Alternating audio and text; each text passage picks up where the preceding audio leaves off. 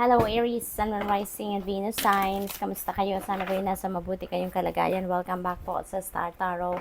Kung bago kayo rito, welcome din kayo. Thank you sa inyong support. I truly appreciate it. God bless you all po. Tingnan natin ang mga messages ni Aries. Pauna mensahe po ninyo. Ito yung lumabas. So, kunin natin. So, we have the 6 of Autumn. Ayan, ito yung paunang mensahe ninyo. So, there are good news coming your way dito Aries, lalong-lalo na regarding doon sa pangangailangan ninyo sa pera. Kasi siguro ang iba sa inyo dito is in need of money. For some reason, siguro merong mga tuition fee na babayaran, merong bills, mga ganon, or kahit ano pa mang klaseng financial obligation, no? So, maaaring may issue ang iba sa inyo regarding that, at may good news kayong marireceive. So, maaaring good news yan because there is money coming in, or maybe merong magpapautang sa inyo, merong tutulong sa inyo, merong loan kayo na siguro na-approve na kayo. So, yun ang mga, siguro along those lines, ano, yung mga balitang matatanggap ninyo.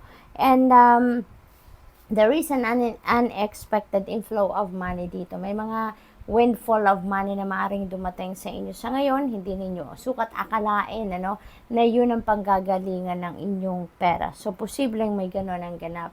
Maaari din na meron ditong financial blessing, no, na dumating sa buhay ninyo. At yung blessing na yan, that could come from different sources as well. Ang maganda dito, kung ano man ang saan man magagaling ang financial blessing na yan, you would have enough, no, or more than enough para para matugunan kung ano man ang inyong pangangailangan sa ngayon. At kung meron kayong mga utang, you would have that opportunity na maka-pay off na kayo ng mga utang din ninyo. So, we have 6 of Winter. So, this is synchronicity. Aries, meron tayong dalawang 6. So, I suggest po, please look up for the meaning of number 66 po for more guidance. Okay? Dito sa 6 of Winter, there are positive changes coming your way. So, maganda, no? Maganda ang mga energies na pumapasok sa inyo sa araw na ito. Positibong mga pagbabago, ang i-welcome ninyo sa buhay, yung mga troubled situations ninyo, troubled times ninyo that will be fading away na from here on. Magkakaroon na kayo ng relief from that. Kumbaga, magkakaroon na kayo ng pakiramdam na parang nabunutan na kayo or mabubunutan na kayo ng tinik, no? Yung ganon. You are coming out dito from a situation na magulo, mahirap, unhealthy na para sa'yo, and you are moving on towards situation na mas magiging magaan ang inyong pakiramdam, no? Makakahinga na kayo ng maluwag. This energy also involves travel, kaya maaaring iba sa inyo dito magre-relocate siguro sa ibang lugar, maaaring maglilipat bahay, maglilipat ng trabaho, maglilipat ng tirahan, ng place of residence, something like that, no? So, good luck po.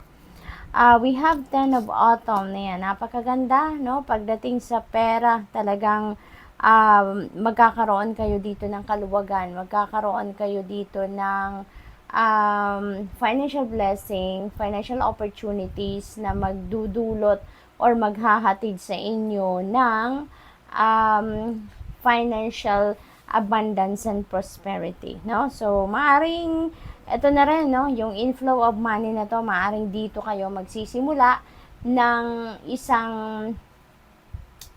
yung pagbibuild or pagsisimula ninyong pagbuild ng inyong financial security and stability, hindi lang yung para sa ngayon at hindi lang para sa sarili ninyo, kundi pati na rin sa mga mahal ninyo sa buhay, and that is also for the long term, no? Posible din ang iba sa inyo dito naghahanda rin para sa inyong retirement, nagsisave na kayo ngayon para sa inyong retirement days, saving for the rainy days, yung mga ganon, no? So, good luck to that. We have Princess of Spring. Ayan, napaka-optimistic, enthusiastic, and energetic ng energy na to. Kaya most likely, ang iba sa inyo, merong excitement na nararamdaman sa ngayon. Very kayo, yung parang high vibe kayo ngayon, napaka-excited ninyo, mataas yung level ng inyong frequency sa ngayon. At sabi dito, it's time to go after your dreams. So maybe may mga opportunities around you sa ngayon, Aries, na pumupukaw ng inyong drive, ng inyong determination, ng inyong will, ng inyong vision dito for yourself. At gagawin na ninyo ngayon ang magagawa ninyo, ang dapat ninyong gawin, para marating ninyo ang inyong mga pangarap. So maybe now is the time that you're going to start taking action, towards getting closer to manifestation of your dreams. Sa ngayon, maaaring yung mga opportunity na to, talagang gigisingin dito ang inyong passion, gigisingin dito yung inyong excitement. Kaya this is exciting, talaga para sa inyo. We have 3 of Autumn. Ayan, merong makakatulong sa inyo din dito. This is exciting talaga. Kasi Aries, maraming supportive energy, supportive and helpful energy around you dito na tutulong sa inyo talaga para siguro makarating kayo doon sa inyong tagumpay, makarating kayo doon sa kung ano man ang inyong minimithi, as long as you're doing, diba, what your passion is, as long as you're doing what you love to do, makakaasa kayo na everything will be lined up, tutulungan kayo ng universe din dito na iline na pang mga tao, iline na pang resources, iline na pang kung ano man ang mga kakailanganin ninyo para marating ninyo ang mga dreams ninyo, yung mga goals ninyo, This is also the beginning of your success, Aries. So, yung pagte-take action ninyo siguro towards this opportunity, ito na yun siguro yung ito na yung simula, At anang inyong pag-akyat sa ladder of success, and also talagang siguro magbo-boom, kung ano magbo-blossom, kung ano man ang gagawin ninyo dito, kasi also with the help of other people, matutulungan din kayo nito na maging mabilis ang inyong pagtagumpay. So good luck. That's all I have for you for today. Thank you for watching. Love and light. Namaste. Hello Leo, Sun, Moon, Rising, and Venus signs. Kamusta kayo? Sana po nasa mabuti kayong kalagayan. Welcome back po sa Star Tarot. Kung bago kayo rito, welcome din kayo. Thank you sa inyong support. I truly appreciate it. God bless you all. Tignan natin ang mga mensahe ni Leo. Paunang mensahe po ninyo ay Princess of Autumn. Ayan, napakaganda. There are happy news coming your way. Good news ang parating sa inyo. At related ito sa inyong career, siguro sa trabaho, maaaring may promotion, may pay raise, may lateral movement siguro ang iba sa inyo dito, or maybe there is an offer of scholarship for some of you. Kaya nakaka-excite ang mga bagay-bagay, na mangyayari sa buhay ninyo around this time. Posible din ang iba sa inyo dito, makikitaan nyo na ng magandang resulta ang mga bagay na pinag-aralan ninyo, yung pinaghandaan ninyo, pinagplanuhan ninyo. So maybe ngayon nakikita nyo na yung resulta na talagang okay, 'di ba? Kaya maaari mag-isip kayo ngayon ng expansion, mag-isip kayo ng mas marami pang bagay na pagtutuunan ninyo ng pansin, na gagamitin ninyo ang same strategy na ginawa ninyo. We have strength. Ayan, you may need to activate your inner strength at this time, para malagpasan ninyo ang kung ano man ang mga challenging situation na pinagdadaanan ng iba sa inyo sa ngayon. For some of you, maaaring encouragement ito sa inyo, na tignan ninyo ang inyong sarili, go deep within you, kasi baka akala ninyo mahina kayo, akala ninyo hindi ninyo kayang harapin ang mga problema, hindi ninyo kayang harapin ang takot ninyo, but you will discover, within yourself na kayang-kaya ko din pala. I am stronger pala than I thought, 'di ba? Or than what I thought. So, maaaring ganun ang ganap dito, Leo, kaya magpakatatag kayo, okay? Life experience na yan, so posible na meron ditong mga sudden changes na mangyayari na hindi ninyo inaasahan, So maybe you're not expecting this to happen at this time, pero it may happen because it has to happen, May mga kaganapan dito na gagawin or dadalhin ng universe sa inyo, at ito ay magki-create ng malaking pagbabago sa ibang parte ng buhay ninyo sa ngayon. At maraming pinto ang magbubukas sa inyo dito sa pagbabagong ito. It may surprise you though, yung kung ano man ito, it may surprise you, pero mahalaga, no, ang mga pagbabagong ito. It has to happen even if you don't like it, even if you're not expecting it, pero it it has to happen at this time because it is divine timing na para yan ay mangyari na, no? We have Four of Spring, beautiful, kasi ano to, celebratory energy, no? There are celebrations coming your way, maaring yung tagumpay, no? Kung ano man ang troublesome situation ito na mapagtatagumpayan ninyo, maaring yan ang isa-celebrate ninyo. Posible din na there are a lot of different blessings na dadating sa buhay ninyo at yun ang isa-celebrate ninyo, yun ang ipagpapasalamat ninyo, no? Maaari din, ano, na magiging masaya kayo talaga, kaya gusto ninyong magpasalamat, gusto ninyong mag-celebrate, gusto ninyong i-acknowledge, no? Yung biyayang ito na makakamit ninyo or marireceive ninyo at this time, kaya you want to celebrate that, no? Posible din na may mga kasalan dito, reunion siguro of family and friends, achievements or accomplishments ng pamilya, no, that you want to celebrate.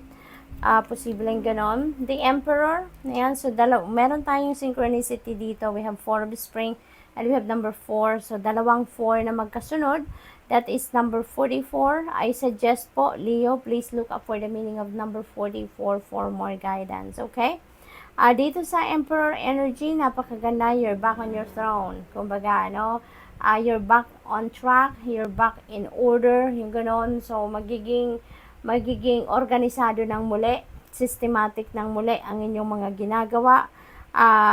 Maaari din na ang iba sa inyo dito will be promoted to a leadership role, no? Maybe may ilalagay kayo ngayon sa position of authority, no? Kung kayo nagtatrabaho sa isang kumpanya, sa gobyerno, yung gano'n. So, aangat, no, yung inyong position to a higher level. Posible din ang iba sa inyo dito maging tatay na, no? That could be related also to this Four of Spring energy, no, na maaaring may kasalan. Dahil siguro with that, magiging tatay na kayo, no? Very soon. Kaya congratulations.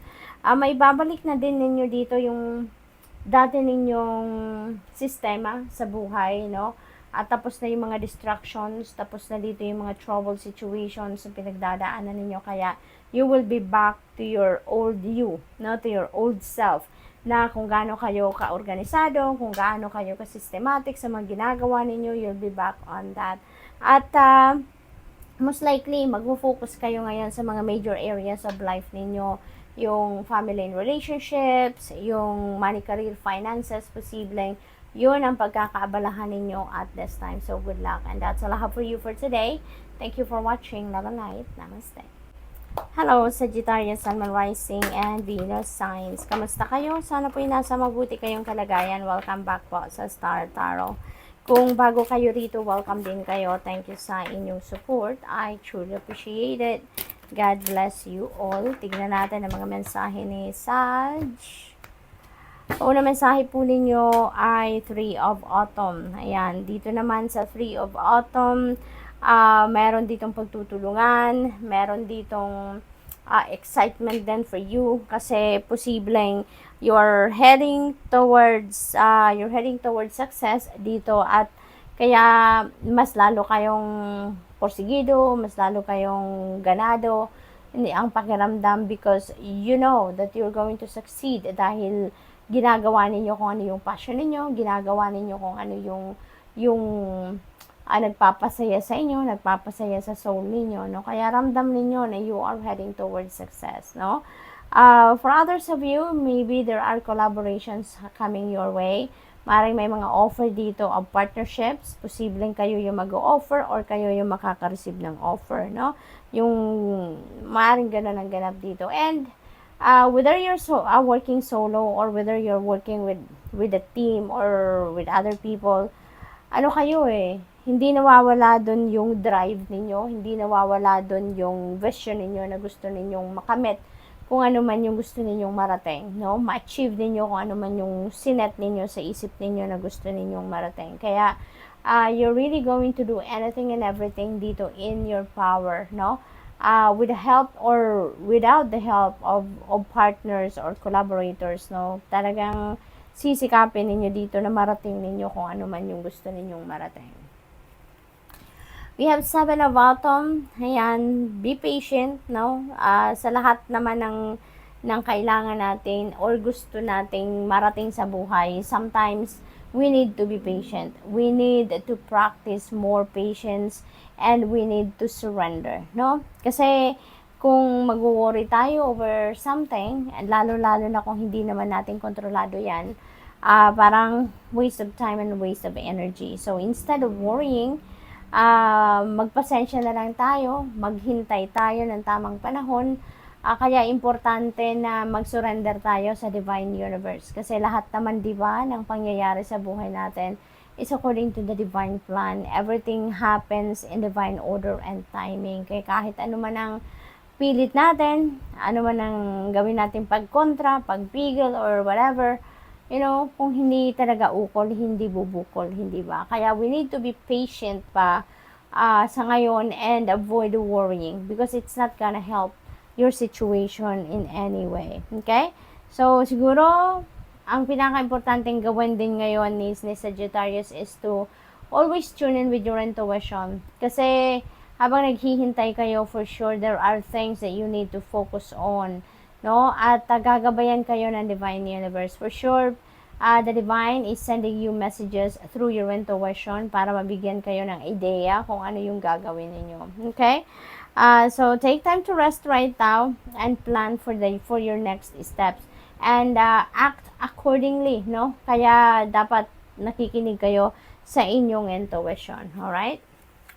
What else? You have King of Winter. Ayan. So, maybe ang iba sa inyo may need to consult with professionals, no?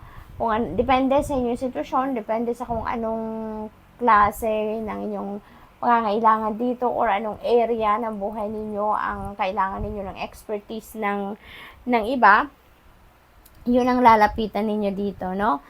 Posible din na ang iba sa inyo dito kasi needs clarification, needs enlightenment, no? Clarity about your situation. Kaya kung sa tingin ninyo, makakatulong sa inyo, no? Will help your situation to improve na magkaroon kayo ng conversation with professionals, then go for it. Okay?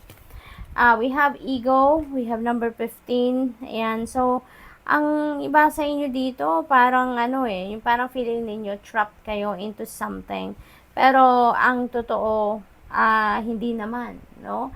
The truth is, malaya kayo. Kung nasa isip nyo lang yon, something is just preventing you from moving forward with your life or something is preventing you from taking action, no? Maaring takot, no? Ang pumipigil sa inyo, posibleng ganon ang ganap dyan. Posible din na nag-aalala kayo, no? Na kapag nag-take action kayo, tama kayang gagawin ninyo, magtatagumpay kaya kayo, yung ganun ba?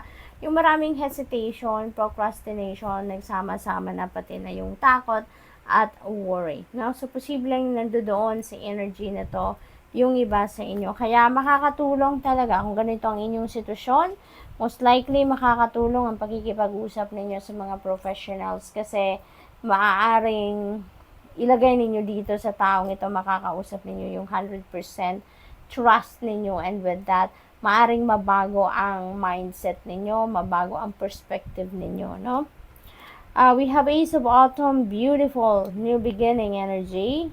And sa Ace of Autumn, this is a very abundant and prosperous energy. So most likely, meron ditong perang parating, no? Cold cash or cheque, whatever that is, but definitely there is a windfall of money coming your way, no? Posible din na merong advice kung kayo makikipag-usap dito sa energy ni King of Winter, meron tulong na parating, merong mag-a-advise sa inyo na parating na makakatulong din sa inyo para sa inyong mga proyekto, enterprise, or kung ano man ang pinagkakaabalahan ninyo, no? There could be also financial opportunities coming your way, no? Maaring may offer ng trabaho, may offer ng career opportunity, business opportunity na, alam mo yun, maghahatid sa inyo ng opportunities na maghahatid sa inyo ng prosperity and abundance. Ito na yung simula ng pagbabago ng inyong pangkaperahang aspeto, no? So, good luck. That's all I have for you for today. Thank you for watching. Love and light. Namaste.